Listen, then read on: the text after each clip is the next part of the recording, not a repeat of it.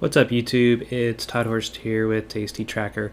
Today I'm going to do my Options 101, the beginner class for anybody interested in trading options.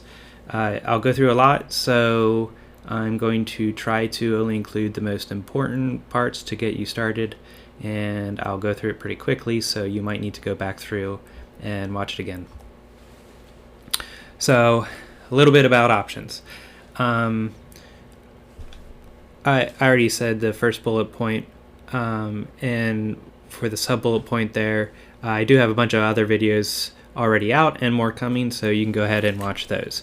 But anyway, so one of the things I'll be skipping is the Greeks. I do mention them very, very briefly, but I'm not explaining them really.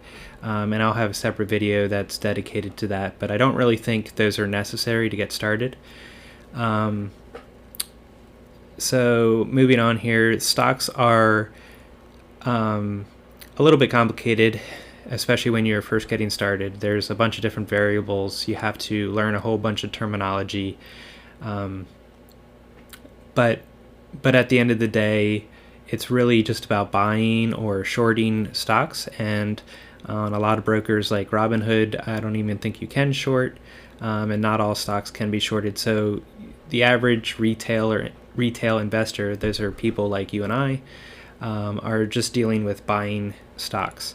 And then we really need to only concern ourselves with the volume and the earnings. Of course, there are other indicators and stuff, but really, there's only a set number of variables to look at. We'll say, 20 different things we're going to look at. I just made that number up, obviously. Options have all of those same variables, but then they have exponentially more. And the way those variables interact with one another can be sort of complicated. So I like to think of stocks as checkers, and options are like chess. So if you can get a picture in your head what those games are like, there's a lot more to consider in chess. It takes a lot longer to master, and then there's always somebody better than you. With checkers, you can sort of get the hang of it rather quickly, and at a certain point, or without too much time invested, you can be close to even with most people as far as strategy involved. So that's a good analogy to stocks and options. I do think you should start trading stocks first to understand the terminology, all those variables and how they interact with each other, and the indicators. And you really should get good at learning how to determine the direction a stock's going to go. Obviously, the market is somewhat random, but there are patterns. I've talked about that before in another video, that the reason some indicators work is because everybody's using those same indicators. So it's not necessarily that the indicators themselves work, but it's the fact that everybody's using the same things to make judgments on a stock, for example. And then with options, you do have to get special approval. So when you sign up for Robinhood, for example, you're not going to be able to get right into options. You have to take a little quiz and say how much experience you have, and how comfortable you are with losing money, and those kinds of things, and they'll give you a rating or an approval level. And the very basic levels, you can just buy calls and puts, which we'll get into that in a second. But then the higher levels, you can do more strategies and sort of riskier positions, as they would define it. Although I would actually say some of the safest strategies are some of the higher approval levels, but I'm not the one that came up with those approval levels. Anyway, if you want to learn more about those, you can look at my third video, and I talk more about the different approval levels and how to get a higher approval. Okay, so Some more about options. They are a derivative product, which derivative simply means derived from. Their value is solely based on the equities, or another name for that is the underlying. So as the stock moves up, it's potential that your option position could move up, and if the stock moves down, your option position could go down. So, I mean, obviously that's very simplified at this point, and we'll get into all those nuances, but the options don't really go up and down on their own. There might be a little bit margin of error there for because you're selling it to an individual or buying it from an individual. So there's the cost of, or the value of what other people place on it, but that will only go so far. It'll stay within a range because it's all based on the underlying product. So what is an option? It's basically giving people the ability to insure their stock position, stock and equity, underlying. I'm going to use those all interchangeably. But really, it's just another product that you can make money on. I think people that go into too much detail on what options are and why they exist sort of lose the point. I mean, it is interesting, and you should learn that as you have more time to dive into it, but I don't think it's essential to understand all the nitty-gritty details of why they exist in order to be successful. So that's all. I'll move on from that. I already said this a couple times, but each unit that an option comes in is a contract, and that contract controls 100 shares of the underlying asset. So, for example, if I have one contract for Amazon, I'm controlling 100 shares of Amazon stock, which means because it's 1 to 100 in most cases, then that would be the definition of leveraged. The whole reason you want to do something with leverage is to get larger gains for a smaller amount of money.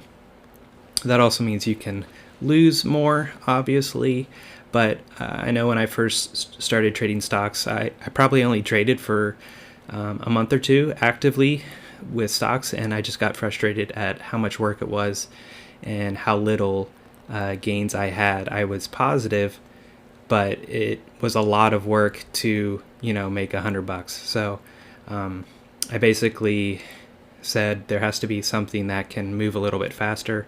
I'm okay with increasing my risk if that means that I can increase my reward.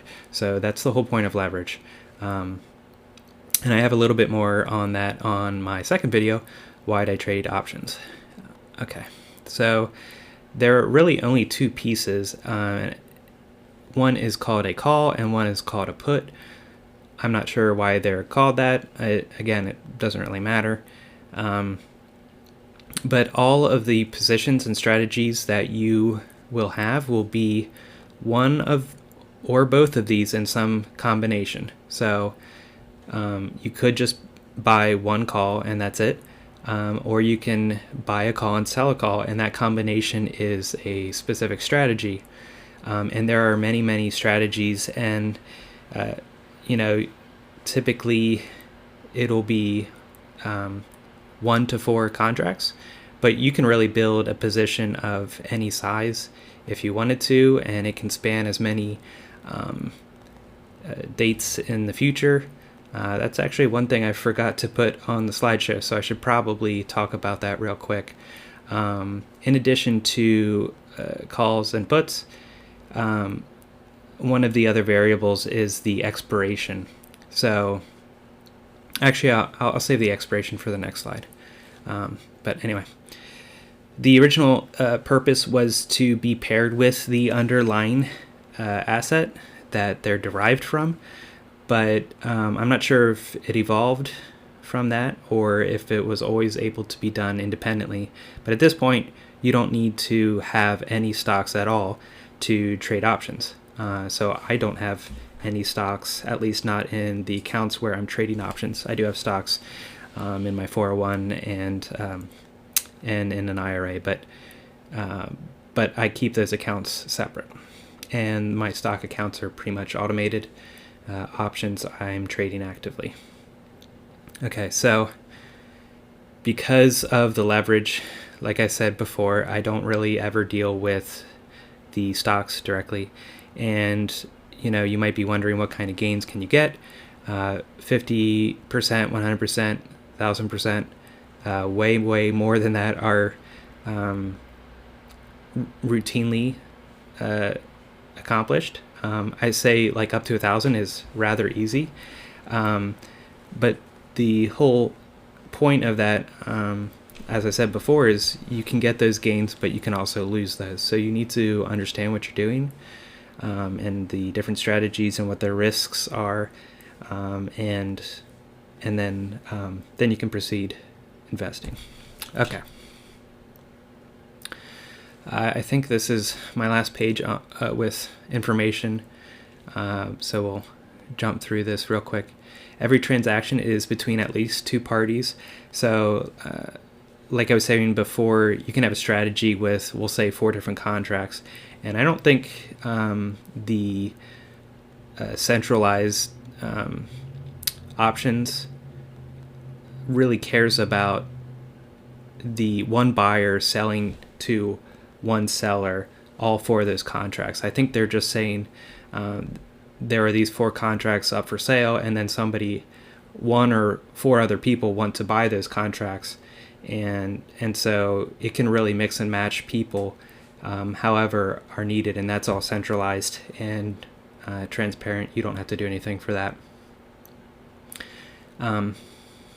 But once the transaction is complete and you have those contracts out there, there's no more a link between you and that specific buyer or seller. That just sort of got you into the party, and then from that point on, when you go to close out that position, you'll have to find another individual. It could be the same person, it could be a completely different person that is willing to be the other side of your closing your options position. So the buyer will pay money to enter the position. The money gets paid to the seller, which means the seller receives money to enter a position. So think of it as an insurance company again. When a buyer pays Geico, they get coverage, and Geico receives that money. It's called a premium, and there's now a contract between those two people, or a company and a person. So this would be called buy to open on the buyer side and sell to open on the seller side. So Geico sold the contract to open it up, and the individual buying the insurance bought the contract to open it up. In options, you can be either party, and indeed in a lot of these strategies you're actually both at the same time. So that sounds confusing, but that will be clearer later. In general, the object is the same as it is with stocks. It's for you to be correct in your assumptions. If you're the buyer, you want your car to be totaled so that Geico pays you. If you're the seller, you want the car to avoid accidents so you can keep the premium collected. And with options, each strategy has a different reason why you would use that strategy, but whatever the case is, as the buyer seller, you want to be right. Just like when you buy a stock, you want it to go up. So I have this table here. There's calls and puts, and then if you're the buyer over here in the first cell, I'm not sure if you can see my mouse or not, but if you're buying a call, you want the stock to go up. And then still in that first row, if you're buying a put, you want the stock to go down. Now we move on to the second row here. If you're selling a call, you want the stock to go down. So does that make sense that the buyer wants the stock to go up and the seller wants the stock to go down? They are opposite ends of the equation, and so they want the opposite thing to happen. And our last square here is the seller of a put wants the stock to go up. So typically when people first get started in this, they're buying calls, and so they want the stock to go up, just as the same as if they were buying stock outright. And then if they want the stock to go down, they would buy a put. So you might want to print this out, or obviously make your own little cheat sheet and hang up on your monitor so that you can get familiar with what you would be doing if I want the stock to go down and I want to buy it, then I want to buy a put. Okay, so the next section here is credit versus debit. Obviously, people know a credit is getting money and a debit is spending money. But how does that apply to options? Again, this is one of the other variables. It's similar to stocks, but like I said, most people don't really short stocks, but you can short stocks. And if you did short a stock, you would be getting a credit. And if you buy stocks, then you're paying a debit. So it's the same thing here with options. Of course, I never shorted stocks, so maybe I'm wrong there. But anyway, okay, so buying, here's some synonyms. Buying can also be called going long or debit. So for example, a strategy might be a debit put spread or a debit credit spread, debit call spread. Those simply mean that you bought the call or put spreads. Selling can also be called writing, as in writing a contract. It can be called credit, so a credit put spread, or going short. So you could say a short put spread. A credit put spread and a short put spread are the exact same thing. So as I was saying before, most people start off with buying calls, and they'll simply say they're going long on a stock. In reality, a call can be a bearish if it's sold. So just because you're saying you're going long does not necessarily mean that you're buying call. I'm like splitting hairs here, but if you're in a chat room and you're saying I'm going long, you should instead say that you're buying a call at this specific strike, which I'll get into strikes in a second. But anyway, so yeah, if you're seeing that somebody says they're going long in a chat room, that typically means they bought stock or they bought a call. Anyway, so the benefits of selling is that you can be correct and make your money if the stock stays flat or goes in the direction you wanted it to, or even if you're slightly wrong because you collected that premium. Selling a contract benefits from time decay. That's called theta, which is one of the Greeks, and it's hindered by volatility, which is called vega. That's another one of the Greeks. The reverse of that is buying, and that allows you to benefit from volatility and the moving of the direction the way you want it to. It does tend to move a bit faster, but it needs to because theta or time decay helped selling. It actually hurts the buying side. So if it didn't move as quickly, then you would lose your money pretty quickly. But anyway, when you're buying something, you need to be right in the direction plus the amount that you purchased it for. That's called the break-evens, and we'll get into that later. Not in this video, but in another video when I go over specific contracts. One thing I have here is that IB crush can kill your position. A lot of people will buy a call thinking that on earnings a specific stock will go to the moon, and it even does. They're right in the direction, so they thought it was gonna go up, they bought the calls, but after earnings they see that their calls are worthless. And that happens because of volatility, which again is called vega. But because volatility went down, because after earnings, all of the mystery around how much money the company would make or lose, now that mystery is gone, and so there's less volatility. So volatility drops, and it sucks the premium out of that purchased call.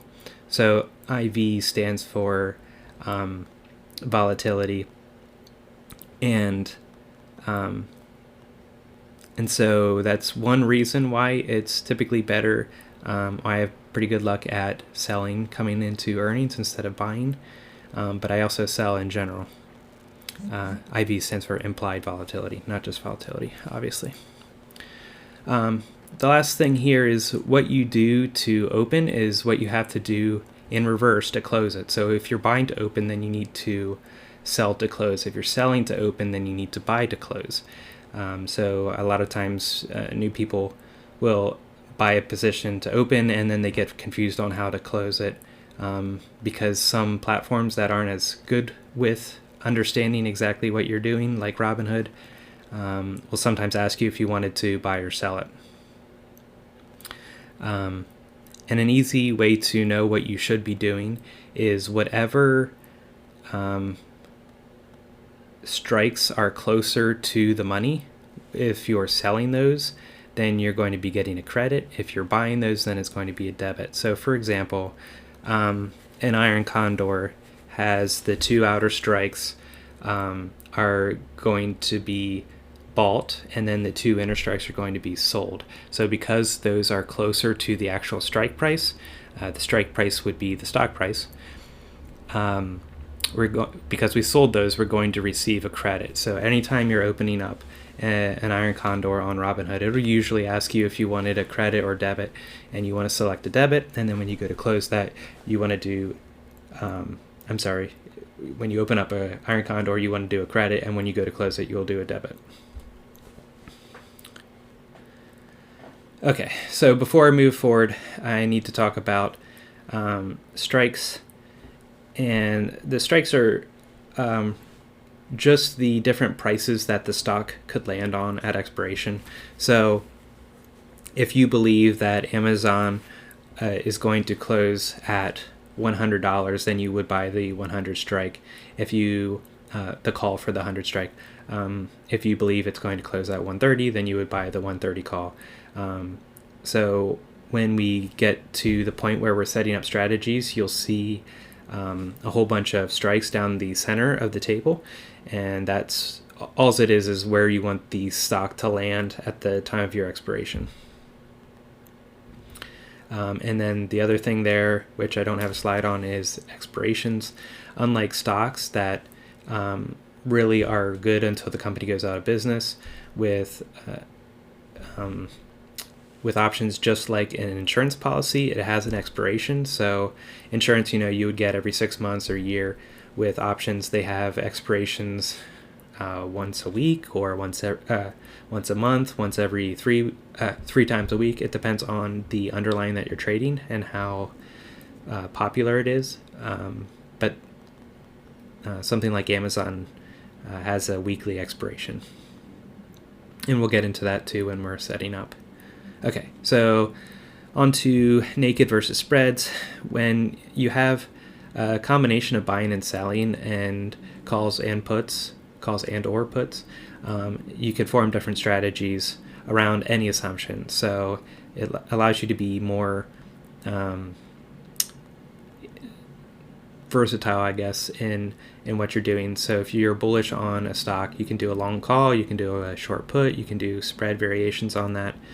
Bearish, you can do a long put or a short call, or other spread variations on that.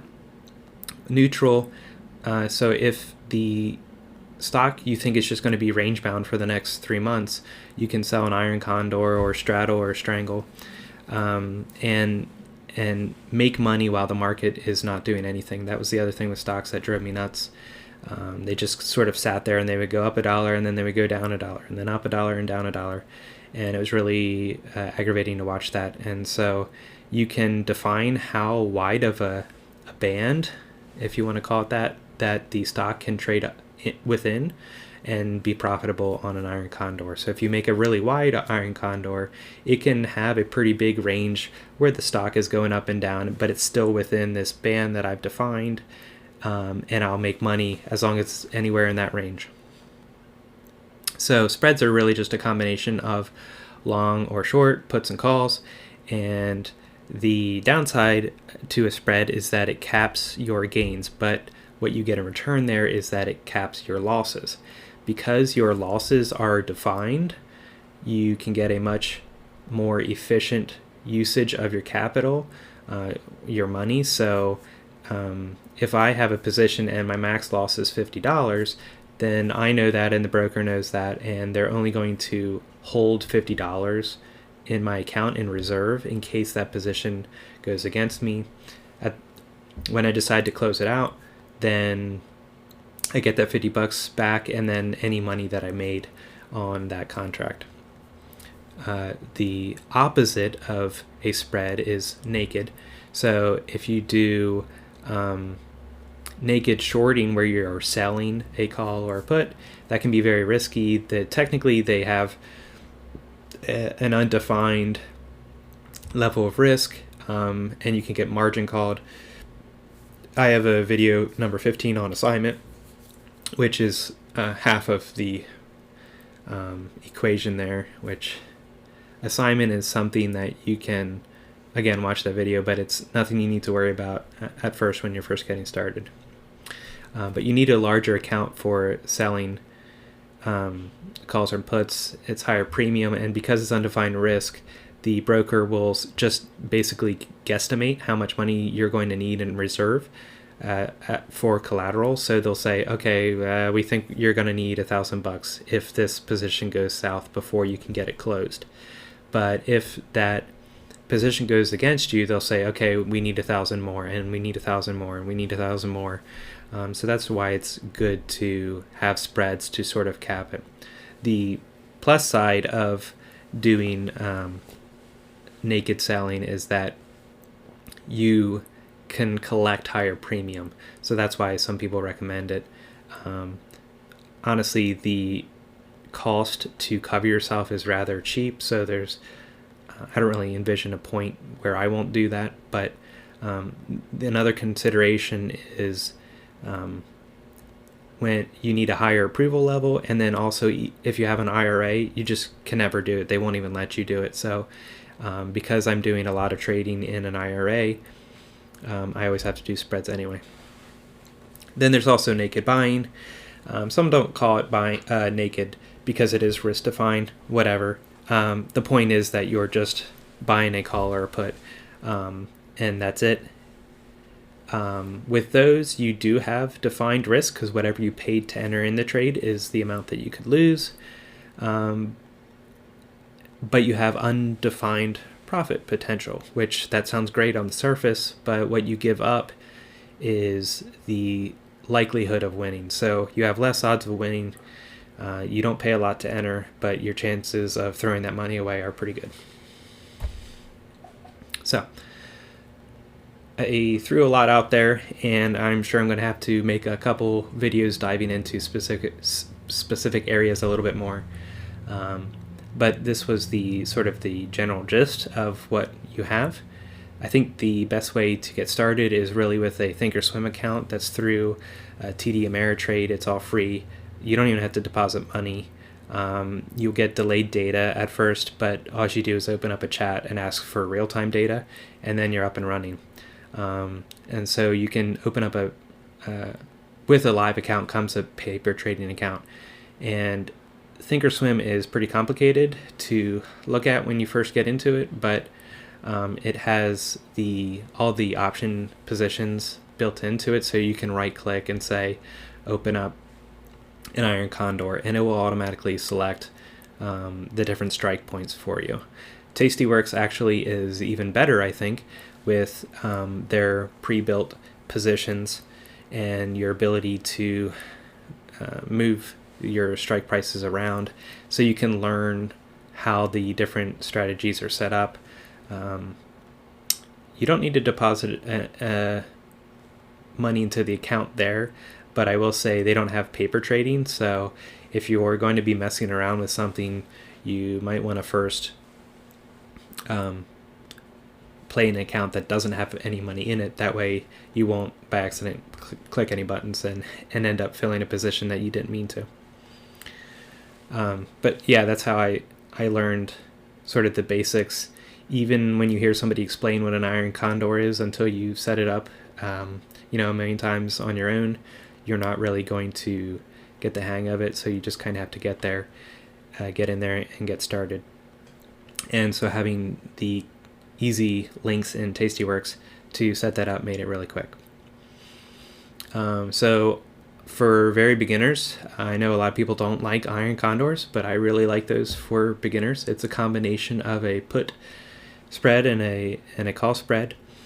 But you do need a higher approval level to do that. Like I said before, iron condors are for if you don't think the stock's going to move up or down at all and stay pretty range bound. But if you think a stock is going to go up, then I would recommend selling a put spread. And if you want the stock to go down, then you would sell a call spread. Huge point here is to not try to hit home runs, and to find a style that you enjoy, doesn't stress you out, and you're good at. And that takes time. I really took maybe about 8 months before I felt comfortable and felt experienced enough to where I was making money consistently. And you can't be afraid to lose money. If you think about going to college, you're going to spend a lot of money, and that's money you'll never see again, but what you get is knowledge. And it's the same thing with the stock market. I think if you're stubborn enough and willing to evolve and write things down to make sure you're seeing what you're good at, you will eventually be successful.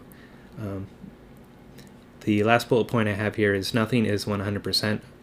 So even my strategy that's been working well, I've won, I don't know, at least the last 30 positions I've been in, but I have lost 2. So before that, and then it was like another 10. So I've done 45 positions and 2 I lost. So it's pretty consistent, but yeah, it's not 100%. So I think the best way is to just desensitize yourself to that and get used to it, and detach yourself and think about it not even being money. It's more of a game, and when you detach yourself, I think it helps out a little bit. So I'll go ahead and switch to Tastyworks to show you a quick setup. So this is my small account, which I'll have a video out in a day or two about a small account challenge I'll be doing. But just to jump into, again, this is Tastyworks, and we can see here if I go to Amazon, the market's closed right now, so I'm not sure what kind of data we'll get back here. Okay, yeah, looks pretty good. So over here we can see the different expirations, 1 day, 8 days, and like I said, it's every week. So say hypothetically I'm going to do something for next Friday. I can click on strategies up here and click on iron condor, normal iron condor, and I can see, as I said before, I'm selling the inside legs of this strategy, and then I'm buying the outside legs. And I can use this button here to widen my band that I want this stock to trade in. So now that I've widened it enough, we'll say from the Amazon can trade anywhere from 2140 the whole way up to 2165. Anywhere in this range, if it lands by next Friday, if it lands in here anywhere, I would get to keep $195. I didn't talk about that, but because it's 100 shares per contract, you times the purchase price by 100. So this is $1.95 per share. So since there are 100 shares, that's $195. Because that's a pretty